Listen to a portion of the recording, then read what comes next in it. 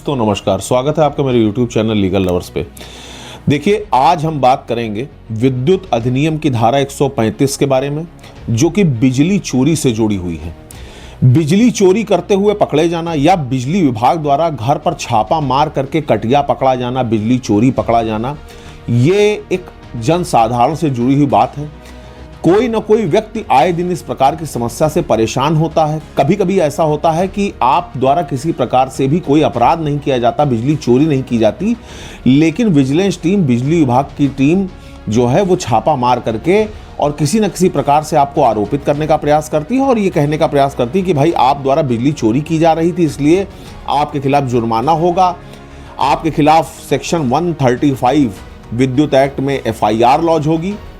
और इस प्रकार की समस्या से आप ग्रस्त हो जाते हैं और उसके बाद तमाम प्रकार की परेशानियां आपको झेलनी पड़ती हैं, आपकी फैमिली को झेलनी पड़ती हैं।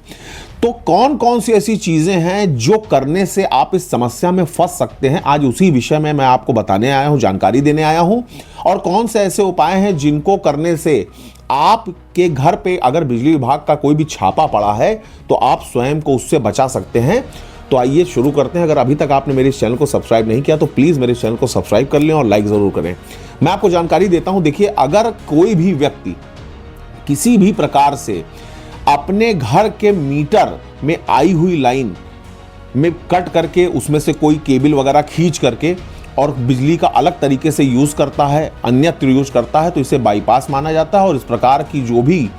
घटना है उसको हम अपराध की श्रेणी में रखते हैं। यानी कि विद्युत अधिनियम में कहता है कि अगर इस प्रकार का कोई भी कृत्य कोई व्यक्ति करता है, अलग से कोई लाइन खींचता है, मीटर से पहले से जो लाइन जुड़ी आ रही है उसमें से कोई कटिया खींच करके विद्युत का उपभोग करता है, तो उसे अपराध की श्रेणी में रखा गया है। इसी प्रकार से जबरदस्ती मीटर को खराब कर देना और बराबर बिजली का यूज करते रहना, ये भी बिजली चोरी में आता है। इसी प्रकार से अंडरग्राउंड कोई वायरिंग वगैरह अलग से ला करके घर में से केबल निकाल करके बिजली की चोरी करना, ये भी अपराध की श्रेणी में आता है। इस प्रकार के तमाम ऐसे कृत्य जिसमें आप बिना बिजली विभाग को भुगतान किए, पैसे का भुगतान किए विद्युत का उपयोग करते हैं, तो इस प्रकार की प्रत्येक जो कार्यवाही है वो बिजली चोरी की श्रेणी में आती है। मैं आपको बता दूं कि अधिनियम की धारा 135 जो है, यानी कि विद्युत अधिनियम की धारा 135, वो बिजली चोरी से जुड़ी है। और अगर कोई भी व्यक्ति इस प्रकार का कोई अपराध कारित करता है तो पहली बार पकड़े जाने पर उसको 3 साल तक की जेल और साथ ही साथ बिजली का जो उपभोग उसने किया उसके 3 गुना यानी कि 3 टाइम्स तक का जुर्माना पे करना पड़ सकता है। और दूसरी बार अगर वो सेम इसी प्रकार का अपराध करते हुए पाया जाता है तो उसको 5 से 6 साल तक की जेल और 6 गुने तक का जुर्माना भरना पड़ सकता है। बिजली विभाग जब भी कभी इस प्रकार की कोई कार्यवाही करता है तो वो विजिलेंस की टीम भेजता है, यानी कि पूरा दल आता है विद्युत चोरी से संबंधित जो जांच वगैरह क्षेत्र में चलती है उसको पकड़ने के लिए, इंस्पेक्शन करने के लिए विजिलेंस टीम भेजता है जो मीटर को चेक करती है और पकड़े जाने पर FIR लॉन्च करती है। ये जो अपराध है वो संज्ञेय यानी कि कॉग्निजेबल ऑफेंस है और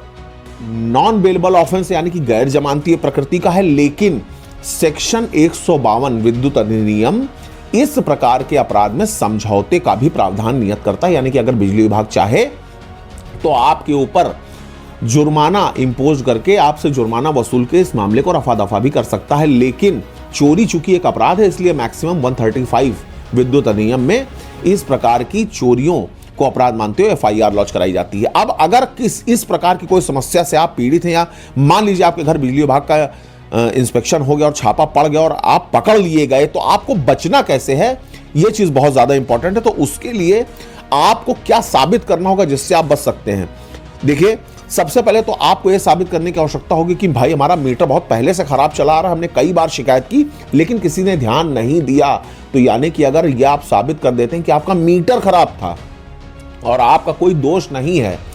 तो आप इस प्रकार की समस्या से बच सकते हैं। कोई CCTV फुटेज वगैरह अगर आप पेश कर सकते हैं कि भाई आपने इस प्रकार का कोई भी गलत उपयोग नहीं किया है, जबरदस्ती आपको फंसाया जा रहा है, या इंस्पेक्शन टीम आकर के आपसे जबरदस्ती घूस मांग रही थी और आपने नहीं दिया इसलिए आपको फंसाया जा रहा है, या आप मोहल्ले के 2-4-10 इंडिपेंडेंट विटनेस जो हैं, गवाह हैं, उनको खड़ा कर दें कि भाई इस व्यक्ति ने कभी इस प्रकार की कोई चोरी नहीं की है, इसको जबरदस्ती फंसाया जा रहा है, ये बाकायदा सही तरीके से बिजली का उपभोग करता रहा और इसको गलत तरीके से इस मामले में इंडल्ज किया जा रहा है,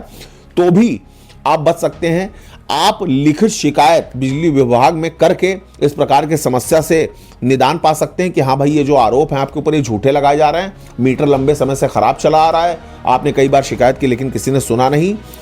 और साथ ही साथ मैं आपको ये भी बता दूं कि अगर इतना करने के बावजूद भी आपको एफआईआर से ग्रसित कर दिया जाता है, आप एफआईआर से पीड़ित हो जाते हैं, या एफआईआर आपके खिलाफ लॉन्च हो जाती है, या बिजली विभाग इंस्पेक्शन करने के बाद छापा मार के आपको आरोपी बना देती है, तो इस प्रकार के मामले में अग्रिम जमानत लेने का भी प्रावधान है। यानी कि आप एंटीसिपेटरी बेल कोर्ट में जाकर के वकील के माध्यम से प्रस्तुत करके और एंटीसिपेटरी बेल प्राप्त कर सकते हैं, और उसके बाद कोर्ट में आप अपना एक पक्ष रख सकते हैं कि साहब, हमने इस प्रकार का कोई भी गलत कृत्य नहीं किया, बिजली की चोरी नहीं की है, बल्कि हमको बिजली विभाग द्वारा और पुलिस द्वारा गलत तरीके से इस मामले में नेम्ड करके सिर्फ इस कारण से फंसा दिया गया कि हम उनको घूस की रकम नहीं दे रहे थे, जबरदस्ती की वसूली जो करना चाह रहे थे उसमें हमने सहयोग नहीं किया है। तो ये जो एसेंशियल एलिमेंट्स हैं उनको फॉलो करके आप बिजली चोरी के मामले से जुड़ी हुई हर समस्या से खुद को बचा सकते हैं। और साथ ही साथ मैंने आपको यह भी जानकारी दी कि कौन से ऐसे काम हैं जो करने से आप बिजली चोरी करने वाले अपराधी के रूप में नेम्ड हो सकते हैं, पहचाने जा सकते हैं। तो इस प्रकार की और भी जानकारियों के लिए हमसे जुड़े रहिए, पेज को मेरे फॉलो करिए, लाइक करिए, शेयर करिए। धन्यवाद।